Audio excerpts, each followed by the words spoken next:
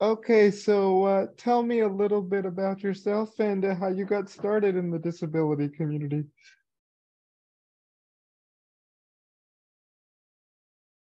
Thank you for having me.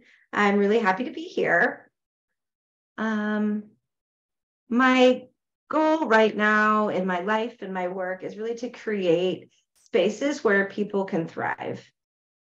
I'm a member of the deaf community myself. I am a faculty member at the University of Texas at Austin.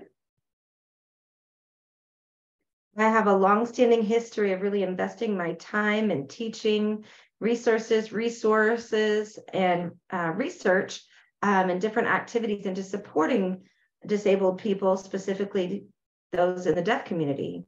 I'm the founding director of the National Deaf Center, housed here at the University of Texas at Austin on campus. I grew up without accommodations for the most part. I was born before the ADA was passed and became law. So that mainstream experience really shaped my perspectives. My academic interest started with language. I love language and language development in kids and adults, language acquisition. And so when I was learning about languages in school all the way through college, I then realized that there were assumptions made about hearing people that were not made about deaf people in terms of language acquisition and development. So I wanted to know more about thinking and learning for deaf people in terms of language. So I really invested my time and research in terms of learning about that.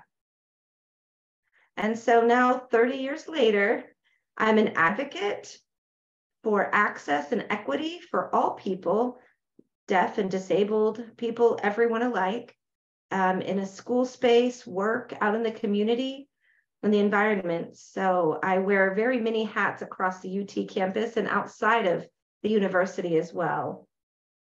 Mm-hmm. That's cool. So if I could move on and ask, tell me a little bit about the work that you do, your research, things like that.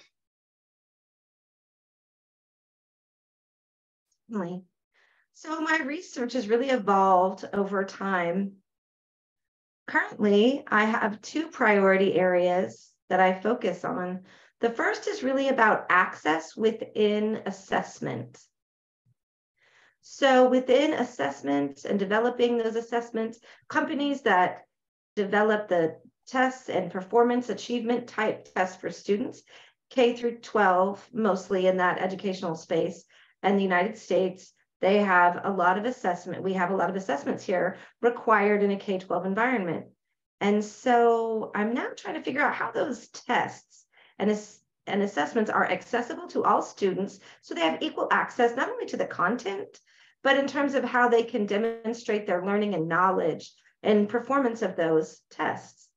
My specific concern is about English language learning and those students with disabilities who might be delayed in learning, or even when they're a second or third language learner.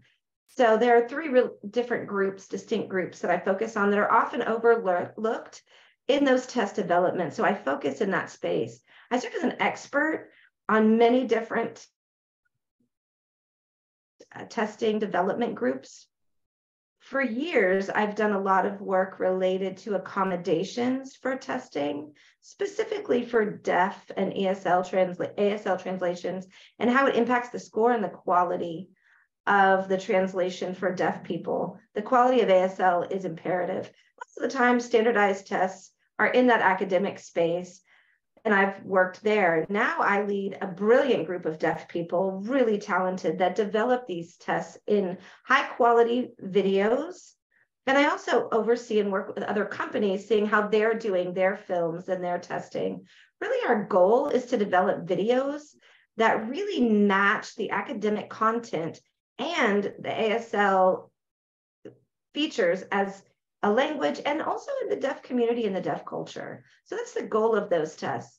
Now, the second project that I'm currently involved in, and I've invested a lot of time in terms of working with higher ed, is access for deaf and disabled students in post-secondary or higher education spaces. I really just recently designed a project that was a collaborative for deaf equity and deaf individuals in equity. We were funded by Microsoft. So it was a huge, awesome project. So the funding really supported faculty, and it was that for them to design new strategies to support disabled students. What was really cool about the project is that the students coached the faculty. The students, the deaf students and disabled students, led the faculty in their endeavors. So they spoke on their experience, how to access different spaces and how to improve the access in their activities in the classroom and in other spaces, really being mindful of mental health and how it relates to timelines, deadlines, exams, and how to set up face-to-face activities, set up online activities, all of them with the equity in mind. And we really kind of took a look at their tests and exam and critiqued them, just making sure that the faculty kept these students and that population in mind when they're designing things for their classroom. That project is so exciting. We had so many incredible results and outcomes. That we got some top tips. We came up with different strategies on how to create and improve classroom environments. We saw so many students, disabled students, empowered and out there advocating for themselves and standing up and really doing outstanding work, encouraging their peers. Like, say something. If something's not accessible, speak up. It was a really awesome opportunity, very overwhelmingly positive for the students and the faculty alike. And now this is spread throughout the UT campus and all throughout higher education. And really that project has been spotlit in the media a number of times in a number of spaces. So those are two of my projects that I'm working on right now. Mm-hmm. Cool. So like what have you noticed in terms of like equity for deaf people in the schools? In the school, let's focus on the school realm, for example. What have you noticed in terms of like equity for deaf people in the schools historically? You know, has it been that equitable for deaf and hard of hearing folks?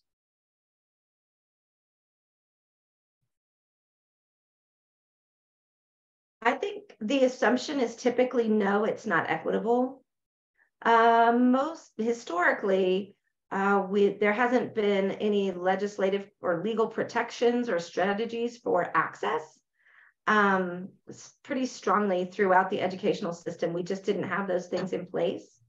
But one thing that I do try to remember is,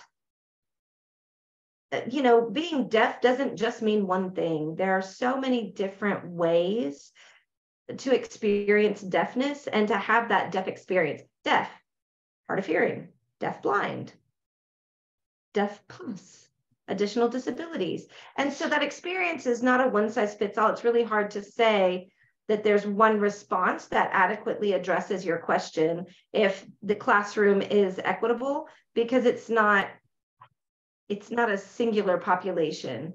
There's a wide variety of experiences. I think it's important for everyone to remember intersectionality when viewing these spaces. Many students come from an oppressed background and experience. We know that the data shows that the outcomes are far less. There's a huge gap. So for deaf and disabled folks. So it really depends on who specifically you're talking about and their exact experience. I think we need more information about a person's background and the way they identify before we're even able to answer the question as to, is it equitable and who has an equitable experience? Mm-hmm. Yeah, fair enough. My next question is like, what are some of the ways in which you engage students on disability related topics? You know, whether it's classes that you teach, research that you engage with your students, you know, how do you engage with your students in disability related topics? Okay. Well, first of all, I teach a really big class, and it's called The Culture of Disability. And it really takes a deep dive into three key questions. The first of all is, what is disability? What is ableism? And then what is access? So these are the three main pots that we dive real deep in during that course content.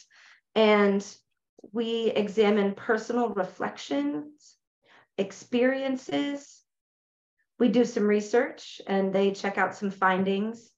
They take a look at different media outlets, what we see as examples from film, TikTok, TV shows, social media, anywhere that we consider media. I have them take a real deep look into that. And oftentimes students take that class and they're disabled themselves. They identify as having a disability. Many of them don't even disclose to the university that they have a disability, but within the classroom, in that space, they do share and they do disclose their experiences. It is such a vital part of how I'm able to support the students who are disabled and in that class, in that space.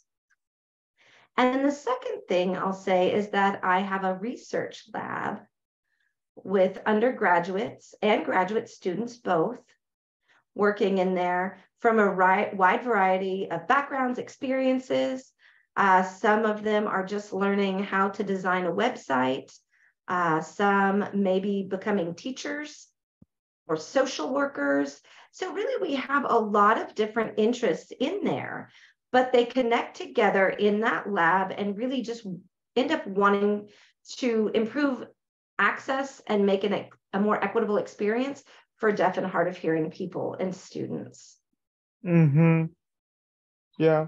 I was gonna ask as like a follow-up to that question, like what sorts of testimonials have you heard from like students that you've worked in through your research or from classes that they took?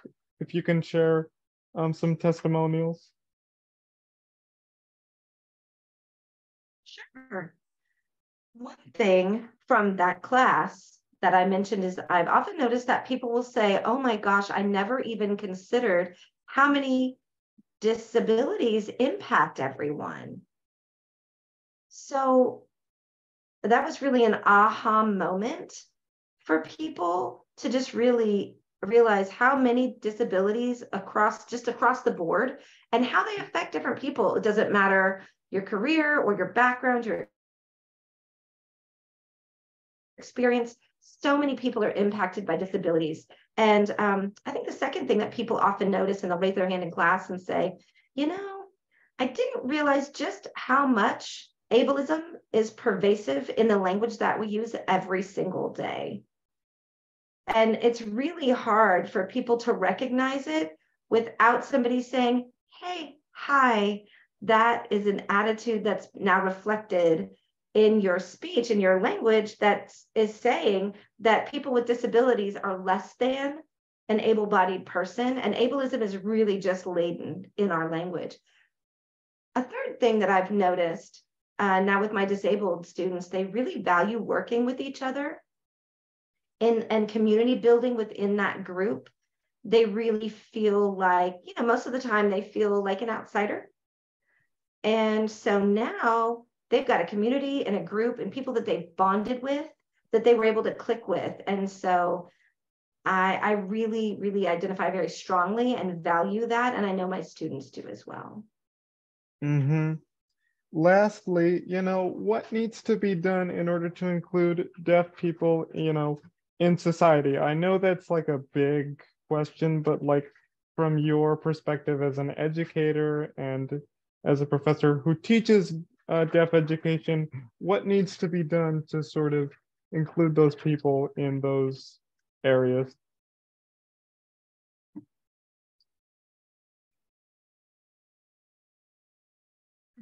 I'll respond with 3 points to this. First of all is listen to people who have disabilities, who identify as such. Don't assume that you know their experience and you just assume that you now know what they need.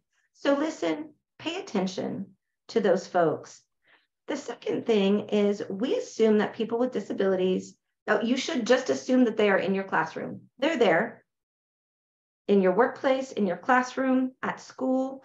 Just assume that people in your spaces have disabilities.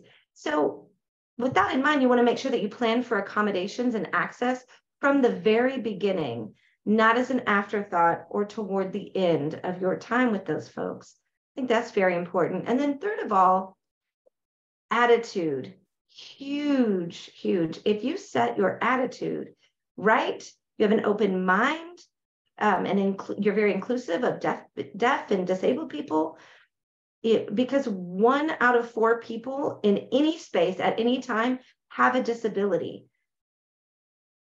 It's a human condition, right? So many people have a disability. So set your attitude, and really that'll lead the way to being fine in the end, as long as you've got that in mind. Mm-hmm. Yep.